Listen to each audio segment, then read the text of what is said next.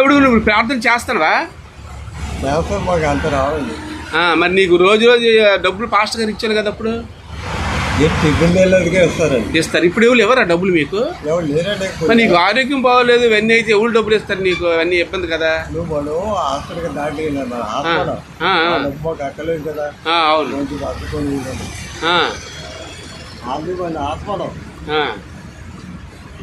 మరి డబ్బులు లేకపోతే ఇదనే కష్టం కాబట్టి దేవుడే డబ్బులు నీకు ఇస్తాడు. ప్రార్థన చేయి, యేసుప్రభువుకి ప్రార్థన చేయి.